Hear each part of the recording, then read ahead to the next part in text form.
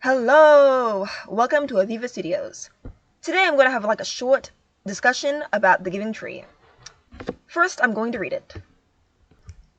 The Giving Tree by Shel Silverstein.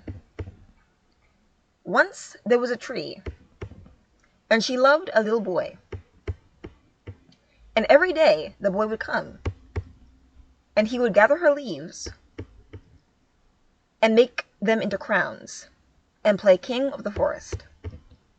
He would climb up her trunk and swing from her branches and eat apples. And they would play hide and go seek. And when he was tired, he would sleep in her shade. And the boy loved the tree very much, and the tree was happy. But time went by, and the boy grew older, and the tree was often alone. Then one day the boy came to the tree, and the tree said, "Come, boy, come and climb up my trunk and swing from my branches, and eat apples and play in my shade, and be happy." "I am too big to climb and play," said the boy. "I want to buy things and have fun. I want some money. Can you give me some money?" "I'm sorry," said the tree, "but I have no money. I have only leaves and apples."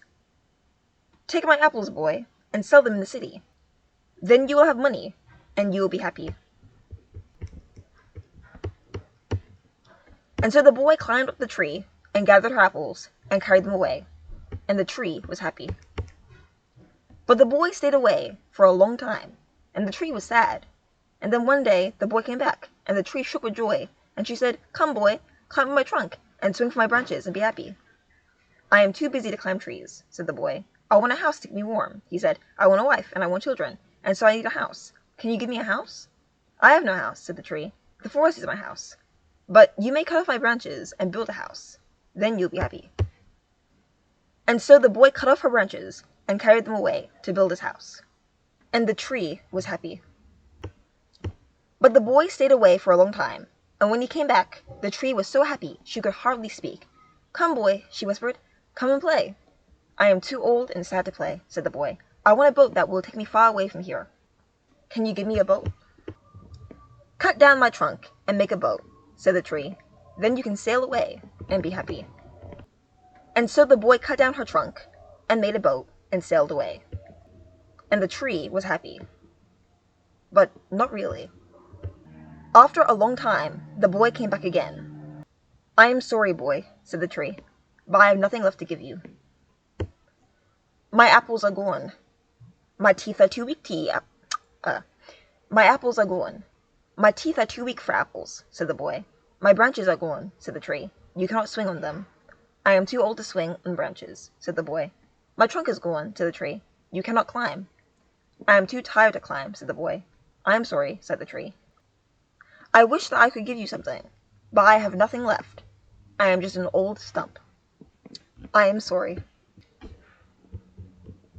"I don't need very much now," said the boy. "Just a quiet place to sit and rest. I am very tired." "Well," said the tree, straightening herself up as much as she could. "Well, an old stump is good for sitting and resting. Come, boy, sit down. Sit down and rest." And the boy did. And the tree was happy. The end. Okay, so I read this book when I was about 7 or 6, and I unfortunately didn't have it read to me again. That's upsetting because I didn't have the chance to really let it sink in, to really grapple with the ideas in the book. The book was written to me, it made me sad, that's it, right? So I'm not really grappling with it until I grew up, right? Until I was a teenager, and now. So I'm just going to talk about all the different things I can think of in regards to this book. I like how the tree calls the boy a boy throughout his whole life. It doesn't matter how old the boy gets, he's still a boy. I think this is meant to be a motherly kind of thing, but also could be a tree thing. Because no matter how old a human gets, they're always young in comparison to a tree. I love Shel's use of empty space. Right, the way that the simple line of the tree and the simple boy, take up space. and then there's just this blank canvas for background. And the blank canvas apparently is supposed to be a forest, because the tree says, "The forest is my home." Shell doesn't show you the whole forest, but he doesn't have to, because it isn't important. So there's a blank canvas, a blank space, in place of the forest, where the tree supposedly lives, because that's all you need to see, right? You don't need to see the whole forest, you only need the tree. The book reads like a modern-day fable, but no lessons are spelt out. I like that. Shel Silverstein makes no judgments. He simply tells you what happens. And the tree is happy.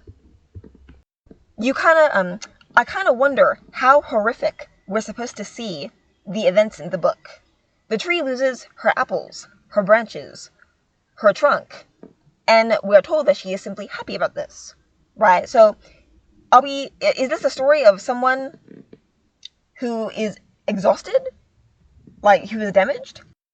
Or is it just like your mum giving you lemons so you can make a lemonade and start your lemonade stand? Is this supposed to be a horrific situation? Or is it just a mother being a mother? And maybe a lot got taken out of her, but she's okay. I feel like the latter is true. And the only thing that happened to her that was really bad was the fact that the boy left her alone. He wasn't there for her. At the end of the story, the boy sits on the stump, right? And the tree is happy. Not just because she had something to give, but because this time, the boy stayed. A lot of people seem to be under the impression that something bad happened to the tree. But that doesn't make any sense. Remember, the boy asked for money, and the tree said, "Take my apples." The boy asked for a house, and the tree said, "Take my branches." Right? So nothing bad is happening to the tree. The tree just wants to tear itself to pieces because it's the boy's mother in this story. So it's like, the tree wants this, and the boy is taking it because, well, this is just what mothers do. So that's one reason I don't think that anything terrible is happening to the tree, other than being left alone. An interesting aspect of this book is that the boy doesn't seem to succeed. We know that the tree is happy, but we don't know if the boy is happy. We don't know if he started his family, if he had kids, if he made money, if any of his endeavors went well. Like when he travels the sea, does he feel good about that? Right? At the end of the book, he kind of just feels weary, like he didn't enjoy himself at all. I want to believe that he's content when he sits on the stump. But the book does not give us that information. Maybe the point of the book was this: life is not about success. Life is about who you are there for. And you can't live life as if it's about success. Because if you do, you're going to be unsatisfied. Because when you succeed, when you get that trophy, when you get that applause, when you get everything you are thinking of, there's still life left. So life can't be about success. It has to be about who you're spending life with. I think that's all my thoughts. Have a nice day.